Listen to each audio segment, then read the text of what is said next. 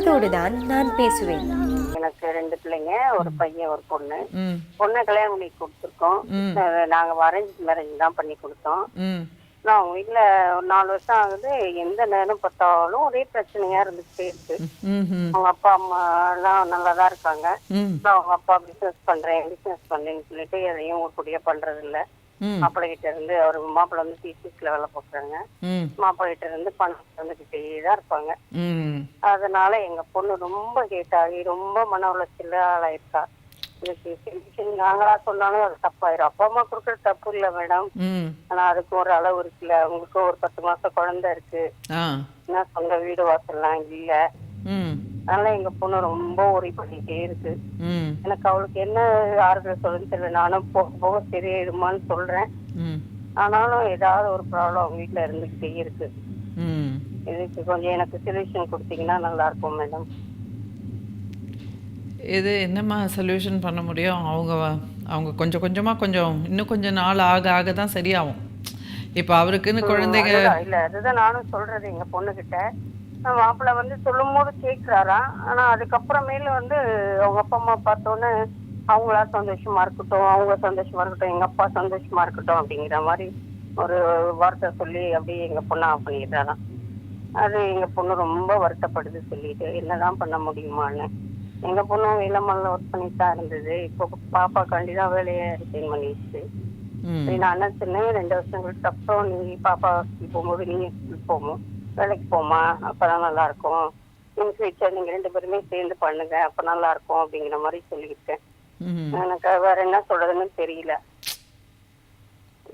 எனக்கு நான் சொல்றது தப்பா ரைட்டானே எனக்கே தெரியல. சரி நீங்க உங்ககிட்ட ஒரு யோசனை கேட்கலாம் தான் போன். அவருக்கு எவ்வளோ சேலரி உங்கள் மாப்பிள்ளைக்கு?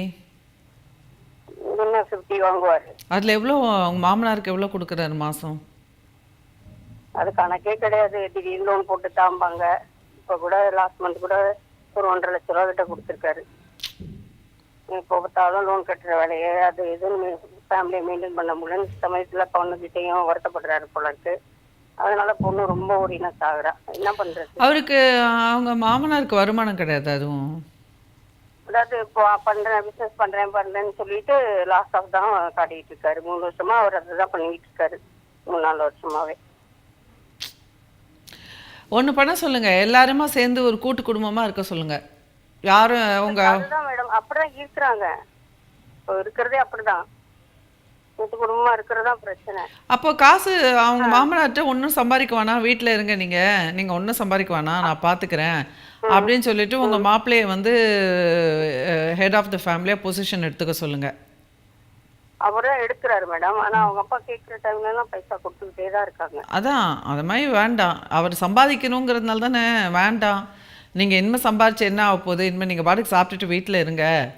வீட்டில் இதுவா இனிமேல் குழந்தையோட விளையாடிட்டு பேரப்பிள்ளையோட அப்படி அந்த மாதிரி சொல்ற கெப்பாசிட்டி அவர்கிட்ட இல்லாம இருக்கிறதா எங்களுக்கு புரியல.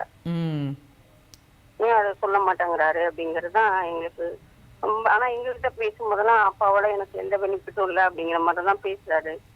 ஆனா அவங்க அங்க நடந்துக்கிறதெல்லாம் பார்த்தா வந்து அவரு வந்து அவங்க அப்பா வந்து இவர் ஏதோ பிரெயின் வாஷ் பண்ணி அப்பப்ப காசு வாங்குற மாதிரி எங்க பொண்ணு சொல்லுது. இருக்கலாம், அவங்க கண்ட்ரோலில் இருக்காங்க. அது இருக்கணும். கரெக்ட் மேடம், அவங்க கண்ட்ரோலில் இருக்காங்க. அதான் உங்கள் மாப்பிள்ளை வந்து அவங்க அம்மா அப்பா கண்ட்ரோல் பண்ணுறாரு. அவங்க ஒரு குற்ற உணர்வு கோவத்துல பேசினாலும் சூசைட் பண்ணிப்போம், குற்ற உணர்வை கொடுத்து பண்ணிட்டு இருக்காங்க அப்படின்னு எங்க பொண்ணு சொல்லுது. குற்ற உணர்வை கொடுத்து ஆமா. எனக்கு என்ன சொல்யூஷனா சரியா இருக்கும் மேடம்? என்ன சொல்யூஷன்? இது வந்து உங்கள் மாப்பிள்ளை வந்து அந்த குற்ற உணர்வுலேருந்து வெளில வந்தாருன்னா தீர்வு இருக்குது. அது வந்து ரொம்ப கஷ்டம். நிறைய தெரப்பி வரணும், அவர் கவுன்சிலிங் வரணும். அப்பதான் முடியும். அது டைமிங் ஏத்த மாதிரி அவரு பேசுறாரு. அதுதான் எங்களுக்கு ரொம்ப புரியாம இருக்கோம். நாங்க கரெக்டா நாங்க எதையும் தலையிடுறது இல்லை. ஆனா எங்க பொண்ணு வருத்தப்படும் போது எங்ககிட்ட சொல்லாம எங்க பொண்ணு யார்கிட்ட சொல்லணும் சொல்லுங்க? அடுத்தவங்கிட்ட சொன்னா அதை செய்யும். அதனால எங்ககிட்ட சொல்லும் போது கஷ்டமா இருக்கு எங்களுக்கு. என்னடா இது இப்படி இருக்காங்க அப்படின்னு. உங்க பொண்ணுகிட்ட சொல்லிடுங்க. உங்க பொண்ணுகிட்ட சொல்லுங்க, சொல்லுவேன் இனிமே எங்ககிட்ட சொல்லாதீங்கம்மா, எனக்கு வருத்தமா இருக்குமா, இனிமே நீ என்கிட்ட சொல்லாத. நீ வேணா ஒன்று பண்ண, எப்படியும் லட்சமா 1000 செலவழிக்கிறீங்க, நீ வந்து ஒரு கவுன்சிலிங் எடுத்துக்கோ அப்படின்னு சொல்லிட்டு என் நம்பர் கொடுத்துருங்க உங்க பொண்ணுகிட்ட. ஓகே, அவங்க வீட்டுக்காரை கூட்டிட்டு கவுன்சிலிங்க்கு வரட்டும் உங்க பொண்ணு.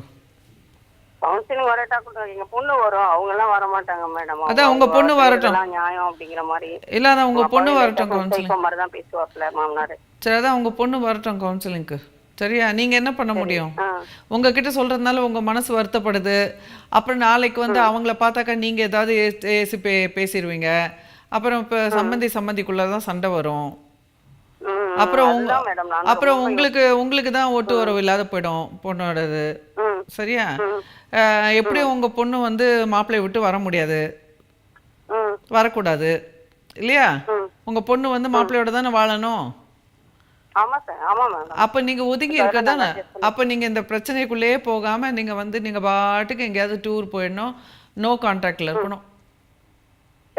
உன் வாழ்க்கைமா இனிமே எங்களால தலையிட முடியாது, நீ பார்த்துக்கோமா. காசு பணம் முக்கியம் கிடையாது. நீ வந்து உங்க வீட்டுக்காரர் என்ன சொல்றாரோ கேட்டு பார்த்து பண்ணிக்குவான்னு. ஃபர்ஸ்ட் பையனா பொண்ணா? இப்ப பேரனா பேத்தியா? பேத்தி. சரி, அவங்க பார்த்துக்குவாங்க. இன்னொரு குழந்தையெல்லாம் பெற்றுக்காதன்னு மட்டும் சொல்லிடுங்க, அவ்வளோதான். நீங்கள் பண்ணுற அட்வைஸை பண்ணிவிடுங்க. அதுக்கப்புறம் பெற்றுக்கிட்டாங்கன்னா அது அவங்க பாடு, அவங்க கஷ்டம், அவ்வளோதான். ஒன்றும் பண்ண முடியாது. சரிங்களா? நீங்கள் எதுவும் இன்டர்ஃபியர் பண்ணாதீங்கம்மா. நீங்கள் பாட்டுக்கு நீங்களாச்சும் உங்கள் கணவராச்சு உங்கள் வேலையை பாருங்கள். உங்களுக்கு ஹெல்த்து கெட்டு போச்சுன்னு வச்சுக்கோங்களேன். இந்த பொம்பளை பிள்ளைங்கள்லாம் எப்படி தெரியுமா, செல்ஃபிஷாக இருப்பாங்க. அதாவது இன்னொன்று என்னென்னா, செல்ஃபிஷ்னு கூட சொல்ல முடியாது பாவம். ஏன்னா நாமளும் லேடிஸ், நாமளும் அதே தான் பண்ணோம்.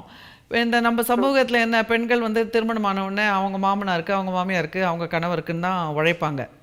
அம்மா அப்பாவுக்கு என்ன செய்ய முடியும்? ஒன்றும் செய்ய முடியாது.